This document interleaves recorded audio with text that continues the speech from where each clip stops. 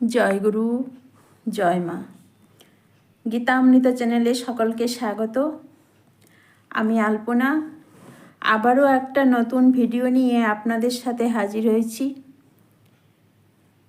দেখুন, প্রত্যেক সিদ্ধ মহাপুরুষেরই নিজ নিজ মত ও পথের কথা বলে গেছেন। যেমন বুদ্ধদেবের অহিংসা পরম ধর্ম, শঙ্করাচার্যের ব্রহ্ম সত্য জগৎ মিথ্যা, গৌরাঙ্গ মহাপ্রভুর নামে রুচি জীবে দয়া, রামকৃষ্ণ পরমহংসদেবের যত মত তত পথ। এরপরে নিগমানন্দ পরমহংসদেব বললেন শঙ্করের মত, গৌরাঙ্গের পথ। তো নিগমানন্দদেব আমাদের শঙ্করের মতটা নিতে বললেন। তো তার আগে আমরা জানব যে শঙ্করাচার্য কে ছিলেন এবং তার মতটাই বা কী ছিল। তো আজকের ভিডিওতে আমরা তার বাল্যকালের কয়েকটি লীলার কথা এবং তার মত সম্পর্কে আলোচনা করব, যা আমার দীক্ষাচার্য ব্রহ্মলীন মহন্ত শ্রীমৎ স্বামী জ্ঞানানন্দ সরস্বতী মহারাজের লেখা বই পড়ে জানতে পেরেছি। তো চলুন আর কথা না বাড়িয়ে সরাসরি ভিডিওতে চলে যাই। শুরুতেই আমার একমাত্র আরাধ্য দেবতা ঠাকুর নিগমানন্দ পরমহংসদেবের রাতুল চরণ যুগলে জানাই অনন্ত কোটি ভক্তিপূর্ণ প্রণাম। জগৎগুরু শঙ্করাচার্যের চরণেও জানাই অনন্ত কোটি ভক্তিপূর্ণ প্রণাম। তো যখন গোটা ভারতবর্ষ থেকে সনাতন ধর্ম ম্লান হয়ে পড়েছিল, ঠিক সেই সময় 788 খ্রিস্টাব্দে বৈশাখী শুক্লা পঞ্চমী তিথিতে শিবাবতার শঙ্করাচার্য জন্মগ্রহণ করেন। সনাতন ধর্মকে তিনি পুনরায় সংস্থাপন করেছেন। শঙ্কর কেরল রাজ্যের কালাডি গ্রামে জন্মগ্রহণ করেছিলেন। পিতা ছিলেন শিবগুরু এবং মাতা বিশিষ্ঠা দেবী।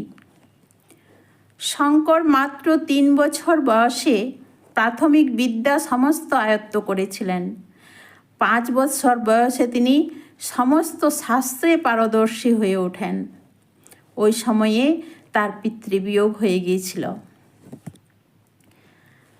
বিশিষ্ঠা দেবী প্রত্যহ আলোয়ারি নদীতে স্নান করতে যেতেন। তখন আলোয়ারি নদী তার গৃহ হতে দূরে ছিল। একদিন মাতৃদেবী স্নান করতে গিয়ে বিলম্ব হওয়ায় শঙ্কর তাকে খুঁজতে গেলেন। রাস্তায় গিয়ে দেখলেন একটি বৃক্ষমূলে তিনি অচেতন হয়ে পড়ে আছেন। তখন গ্রীষ্মের দিন ছিল। পরে চেতনা ফিরলে তাকে ঘরে নিয়ে এলেন এবং ভগবানের নিকট প্রার্থনা করে বললেন, আলোয়ারি নদী যদি আমার গৃহের নিকট প্রবাহিত হতো তাহলে মায়ের স্নানের জন্য আর কষ্ট হতো না। পরবর্তীকালে শঙ্করের প্রার্থনায় আলোয়ারি নদী তার গৃহের নিকটে এসে গেল। শঙ্করের 7 বৎসর বয়সে মাতৃদেবী তার উপনয়ন দিলেন।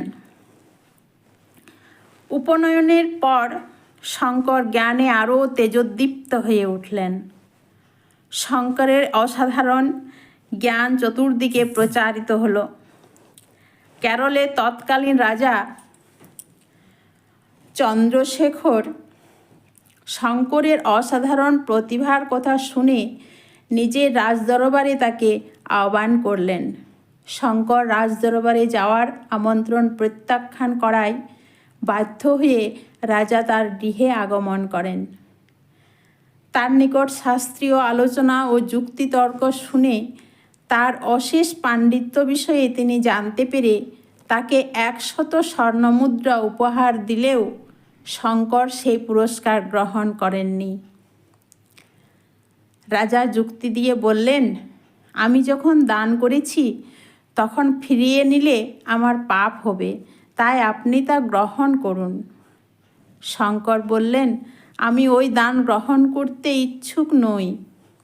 আপনি যদি ফিরিয়ে না নেবেন, দিন দরিদ্রের মধ্যে তা বিতরণ করে দিন।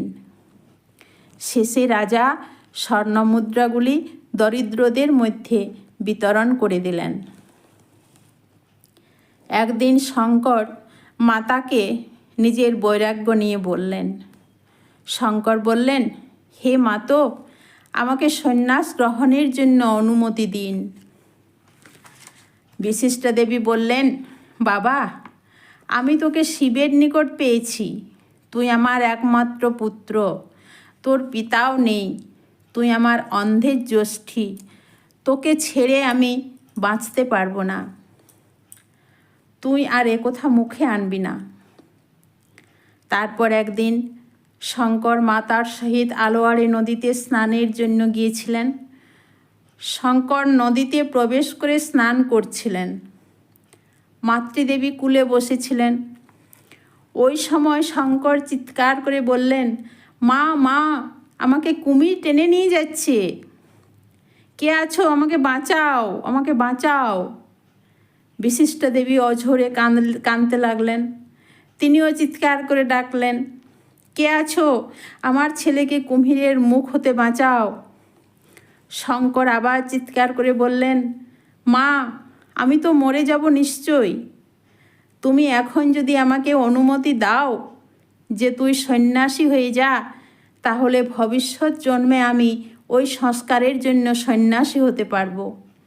বলো মা, বলো। মা বললেন, হ্যাঁ, আমি অনুমতি দিলাম, তুই সন্ন্যাসী হয়ে যা। মা কেঁদে আর পুত্রের বাঁচার আশা না দেখে বলতে বাধ্য হলেন, হোক বাবা, তুই সন্ন্যাসী হয়ে যা। তারপর দেখা গেল একদল ধীবর জাল নিয়ে এসে শঙ্কর ডুবে যাওয়া দেখে সেই স্থানে জাল ফেলে তাকে উদ্ধার করল। শঙ্কর জীবন ফিরে পেলেন। মা সবাইকে ধন্যবাদ দিলেন, আশীর্বাদ করলেন এবং নিজের নয়ন কনিনিকা মণিকে ফিরে পেয়ে আনন্দে অধীরা হলেন। শঙ্কর মাতাসহ গৃহ পর্যন্ত আসলেও তিনি আর গৃহে প্রবেশ করলেন না। শঙ্কর বললেন, মা, তুমি আমাকে সন্ন্যাসী হতে অনুমতি দিয়েছ, আর গৃহে প্রত্যাবর্তন করব না। আমি এখন সন্ন্যাস নেব, আমার সন্ন্যাসের দ্রব্যাদি আয়োজন করে দাও। শঙ্কর এক বিল্ল বৃক্ষ মূলে বসে আত্মসন্ন্যাস গ্রহণ করলেন এবং গৌরিক বসন পরে মুণ্ডিত মস্তক সহ হস্তে দণ্ড কমণ্ডলু নিয়ে মাতার নিকট সন্ন্যাস ভিক্ষা গ্রহণ করে তার পথে এগিয়ে চললেন। মাতৃদেবী শোকাকুল নয়নে সন্ন্যাসী পুত্রের জন্য গন্তব্য পথকে অপলক নেত্রে চেয়ে থাকলেন। তার হৃদয়ে ছিল অব্যক্ত যন্ত্রণা। এরপর শঙ্কর বহু মহাপুরুষদের সাক্ষাৎ লাভ করলেন, তীর্থে তীর্থে ভ্রমণ করলেন এবং বহু ধর্মীয় গ্রন্থ রচনা করলেন। ভগবান ব্যাসদেব যুগে যুগে অমর। তার সহিত বদ্রীনাথ ধামে দীর্ঘ 7 দিন পর্যন্ত বেদান্ত সূত্রের উপর শঙ্করের আলোচনা হয়েছিল।